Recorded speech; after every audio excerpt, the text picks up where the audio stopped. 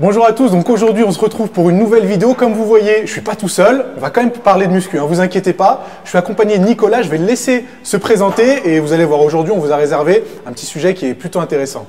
Salut à tous, donc, je m'appelle Nicolas Dolto, mon métier à moi c'est d'aider les hommes à améliorer leur vie amoureuse. Donc j'ai une chaîne YouTube également et donc je coach les hommes, je leur apprends à sortir de leur zone de confort et à prendre confiance en eux pour plaire aux filles. Et ça me fait plaisir déjà d'être là aujourd'hui avec toi Nassim. Plaisir de te recevoir à VO2 Voilà. Max. Tu vas me faire soulever de la grosse fonte après. Probablement, ouais, il ne le sait pas. Il y a quand même une petite différence de tour de biceps là.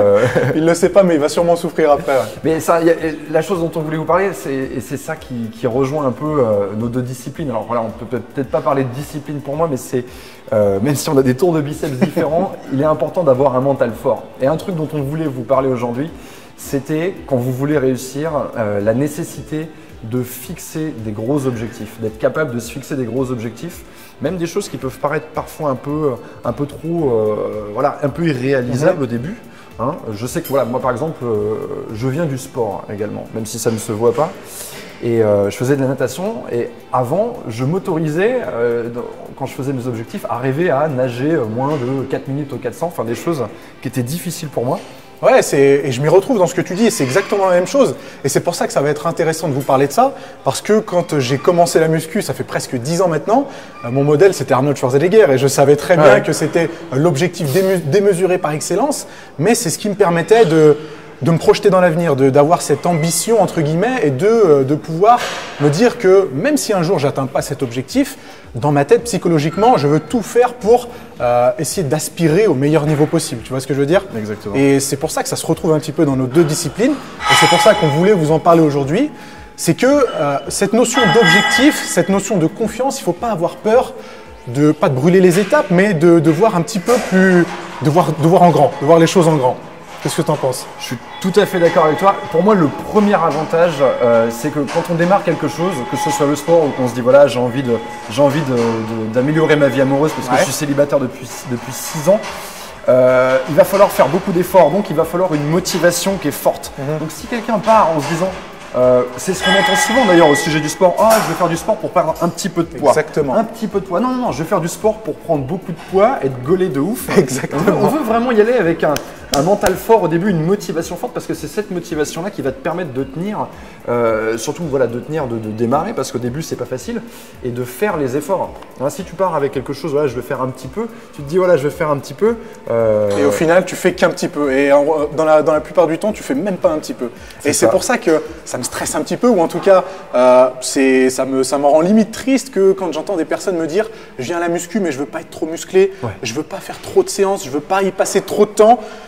Pour moi, c'est pas une mauvaise façon de voir les choses, mais disons que ça limite psychologiquement et forcément, ça se répercute sur les objectifs et sur la progression. Et ça, c'est dommage parce qu'on le sait très bien sur la musculation. C'est important d'avoir des résultats, c'est important d'être stimulé par sa transformation physique, c'est important d'être stimulé par la vision que les autres ont de notre propre corps. Et pour ça, pour moi, il faut avoir un peu plus d'ambition, il faut voir les choses un peu plus grand. Un autre avantage d'avoir un gros objectif, c'est que du coup, ça va tout de suite entraîner derrière une idée de planification. On va réfléchir pour atteindre cet objectif-là. Hein, c'est différent. Moi, j'ai fait l'erreur aussi, par exemple, en m'inscrivant à la salle, d'y aller comme ça un peu à la lampe torche, tu vois, sans trop savoir ce que j'allais faire le jour J et sans trop savoir pourquoi j'étais en train de le faire. Et ça rend tout plus compliqué parce que quand tu n'as pas de planification, quand tu n'as pas de gros objectifs, tu n'as pas de planification. Et quand tu n'as pas de planification, du coup, tu travailles moins en quantité, tu travailles moins en qualité. Ouais, tu vas un petit peu à l'aveugle, tu l'as bien dit. Et c'est marrant que tu utilises le terme planification parce que c'est quelque chose qu'on retrouve en musculation, mais de partout. On sait très bien que cette notion de progression et d'organisation, en fin de compte, de son programme, ça va être super important dans son objectif. Donc, le mot planification, il est super bien utilisé et je mets l'accent dessus.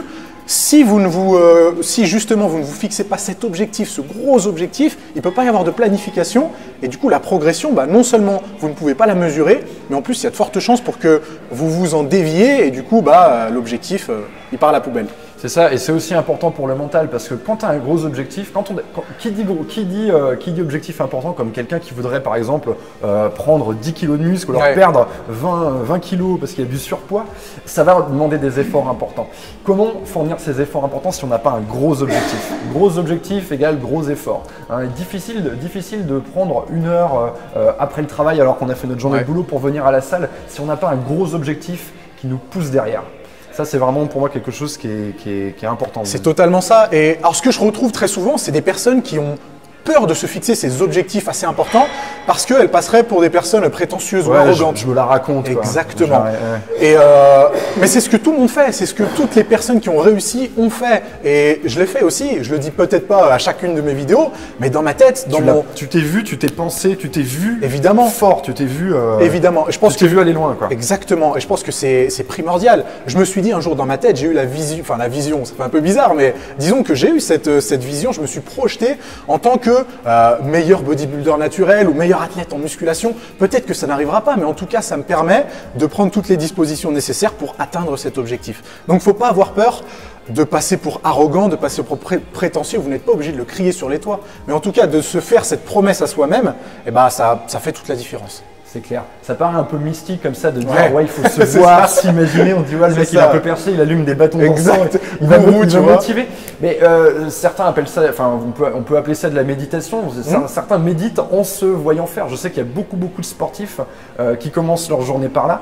Mais dites-vous une chose, ça ne va pas vous arriver tant que vous ne l'avez pas voulu, imaginer, visionner. Par rapport à cette idée d'objectif, il y a quelque chose qui est très simple à faire et qui est très concret, c'est de planifier justement ces séances et d'organiser chaque étape de sa progression. Et je vous donne un exemple pour la musculation, c'est de pouvoir préparer sa séance à l'avance pour ne pas arriver sur le plateau de musculation sans savoir quoi faire en fin de compte. Et ça va être très important. Et même si cette planification n'a pas été faite par vos soins, que vous vous soyez adressé à un coach, à un ami ou que vous avez vu ça sur un certain article, etc., il est important de savoir où vous allez mettre les pieds pour que justement ça soit cohérent à l'intérieur de votre objectif. Et je pense que c'est un petit peu la même chose dans ton cas de figure.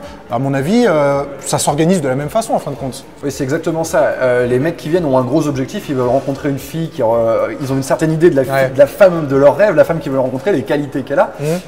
Mais une fois qu'on est en train de travailler, on met de côté ce gros objectif et on se concentre sur une chose ou deux choses.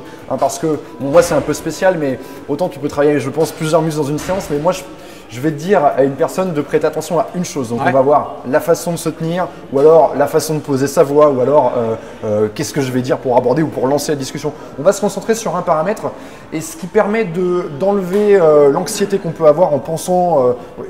c'est bien d'avoir un gros objectif, mais il ne faut pas y penser à tous les instants. C'est le truc qui va te faire te lever, qui va te faire aller voir ton coach et aller travailler. Mais après, une fois qu'on est dans la séance, on va aller voir les petites choses qui sont importantes et qui vont entraîner tout de suite, en tout cas en ce qui nous concerne, dans les interactions avec les filles, des progrès immédiats. Donc on avance dans la rencontre, on voit quels sont les points qui posent problème et on les fait sauter. Bien sûr, et c'est ce qui va être stimulant en fin de compte, les progrès immédiats et qui vont s'ajouter justement pour atteindre cet objectif. Il y a une chose qui est importante, si un jour vous arrivez à ce gros objectif, ou même si vous n'y arrivez pas et que vous arrivez peut-être à 2/3 de votre objectif, de vos espérances, dites-vous que sur ces 2/3, dans la progression que vous allez faire, vous allez avoir plein de mini-victoires qui vont venir ponctuer le chemin. Voilà, des petites victoires, des progressions auxquelles vous n'auriez pas pensé, mais qui vont être là, qui vont vous permettre de recharger votre mental à chaque fois. On est d'accord. Une deuxième chose dont on avait envie de vous parler, Nassim et moi, et ça touche beaucoup les hommes qui me suivent sur YouTube et qui essayent de sortir de leur zone de confort pour aller aborder des filles, pour les séduire, c'est quelque chose qui est très difficile et quand on démarre, c'est pas quelque chose qui nous fait plaisir. Notre cerveau, il nous envoie tout un tas d'informations nerveuses qui nous disent de pas y aller, on n'a pas envie d'y aller, on a peur d'aller aborder une fille. Et même si c'est un petit peu différent en sport, on a quand même toutes ces contraintes au début. C'est quelque chose de contraignant. On va faire à notre corps des choses qu'il n'a pas envie de faire et il a envie de rester dans le canapé avec un bol de céréales en train de regarder une série télé. Et du coup, ça rend les choses difficiles. Pour moi, c'est inconcevable que quelqu'un qui n'ait jamais fait de sport, tout comme quelqu'un qui n'a jamais essayé d'aborder une fille ou un groupe de filles, ils prennent du plaisir dès le début. Il va y avoir toute une phase qui est assez contraignante et qui fait que du coup les gens abandonnent pas mal dans cette phase-là où là, on ne prend pas encore de plaisir. Alors, Excuse-moi, en fait, c'est exactement la même chose pour le sport. Hein. C'est-à-dire que les personnes qui regardent mes vidéos, c'est exactement le même souci. C'est qu'au début, c'est contraignant, ça fait mal. On n'a pas envie de le faire, on préférait passer son temps à d'autres choses plutôt que de peser ses brocolis ou de manger des courgettes, d'aller à la muscu, d'avoir des courbatures.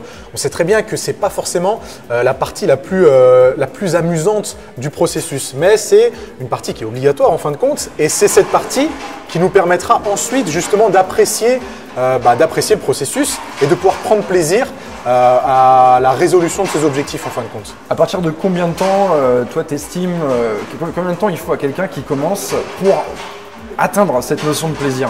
Alors pour moi, pour la musculation, c'était un peu particulier. C'est à partir du moment où j'ai vu des résultats. Et en tant que débutant, les résultats, je les ai vus assez rapidement. Par contre, après, il a fallu tenir la route, il a fallu continuer.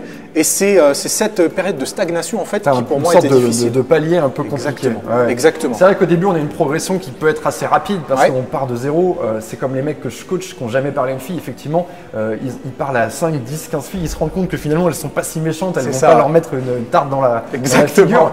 Et du coup, il y a une grosse progression au début. Puis après, on stagne un petit peu parce qu'on se retrouve coincé comme ça dans une discussion. Ah, mais ça donne rien. J'ai rencontré 10 filles, j'ai leur numéro de téléphone, mais tout à fait. Elles n'ont pas envie de venir à un rendez-vous avec moi. Et donc, il faut vraiment voir la progression comme ça sous forme de palier. Vous allez avoir des phases de progression, des phases de stagnation. Et il faut toujours garder en tête que ces phases de stagnation, elles sont normales. Elles sont parfaitement normales. Il n'y a pas moyen de les raccourcir. On ne peut pas être en progression permanente. Donc ce travail qui parfois peut sembler un peu long, on ne sait pas trop où on va, pour moi il est important. Il est important, c'est les heures que tu passes à la salle. Bien sûr, tout à fait d'accord, je partage ça aussi. Et en plus d'être normales, ces phases de stagnation, elles sont temporaires. C'est ça qu'il faut se dire. Si toutes les dispositions sont prises, il n'y a aucune raison que vous stagniez pendant tout le restant de vos jours. Et pour moi, ça a été le cas. Il y a eu une phase de stagnation. J'ai pris les dispositions nécessaires, donc avec l'établissement d'un gros objectif, d'une planification. Et c'est ce qui m'a permis justement de dépasser ce plateau et de reprendre plaisir. Parce que ça, c'est important. Il faut qu'on mette l'accent sur cette notion de plaisir parce qu'on ne peut pas continuer une activité ou en tout cas mettre toute son énergie dans une activité qui ne nous fait pas plaisir. Qui nous déplaît. Cette notion de plaisir, elle est capitale. Moi, on me demande souvent vis-à-vis de mes vidéos et des filles, qu'est-ce qui a été mon déclic? Et j'ai déjà dit plusieurs fois, mais je vais le répéter ici puisqu'on est sur ta chaîne, Nassim. Mais moi, mon déclic, ça a été le sport. C'est vrai que parfois, quand tu arrives à t'améliorer dans un pan de ta vie, ça a des répercussions sur d'autres pans de ta vie. Bien sûr. Donc moi, le déclic, ça a été le sport. Et je me souviens que j'ai démarré de zéro parce que j'étais un peu gros. Et on se moquait de moi et ça me mettait mal à l'aise. Et je suis allé faire des footings avec ma mère qui est loin d'être une championne. Et je me souviens que j'étais pas capable de tenir 15 minutes. Et ça a été très long pour moi, le fait de trouver du plaisir. Ça m'a peut-être pris 3 mois. Je sais que pour certains, ça peut être plus rapide. Je ne sais pas ce qu'il en était pour toi. Mais ce qu'on voulait vous dire dans cette vidéo, c'est qu'il ne faut surtout pas lâcher. Je sais que quand on fait du sport, de son côté un peu, il n'y a personne qui est là pour nous dire voilà, ça va être dur, tu vas en chier. Mais à un moment donné, il faut savoir qu'on va avoir du plaisir. Et que cette notion de plaisir, elle alimente ensuite ta pratique régulière. Je suis tout à fait d'accord. Et ça peut être un peu une phrase bateau de dire ne lâchez pas, ça viendra. Mais on est la preuve vivante qu'on peut prendre du plaisir. Et moi, vous le savez très bien, pour rien au monde, j'arrêterai la musculation. Même après avoir passé des périodes de stagnation. Et je pense que Nicolas dira la même chose avec son occupation. Et voilà, vraiment, il ne faut pas lâcher, il faut continuer à travailler, pour justement son objectif. Et au bout d'un moment, non seulement vous allez progresser, mais en plus, ça va être extrêmement marrant. Voilà, tout ça pour vous dire qu'il est important de persévérer quand vous êtes en difficulté. Dites-vous bien que quand vous rentrez dans un tunnel, il a toujours une extrémité. Ouais, merci en tout cas Nicolas de t'être déplacé jusqu'ici. Je pense qu'on a fait une bonne vidéo, ça vous plaira. Je crois qu'on peut te retrouver sur tes réseaux sociaux. Ouais, bien sûr, vous tapez Nicolas Dolto sur YouTube. Et merci de m'avoir accueilli. Avec plaisir. Et puis je pense que maintenant tu vas un petit peu souffrir avec une séance de sport ou pas? Je sais pas si je suis prêt, tu sais. Je pense que tu vas bien t'en sortir. Allez, à bientôt. Ciao les gars.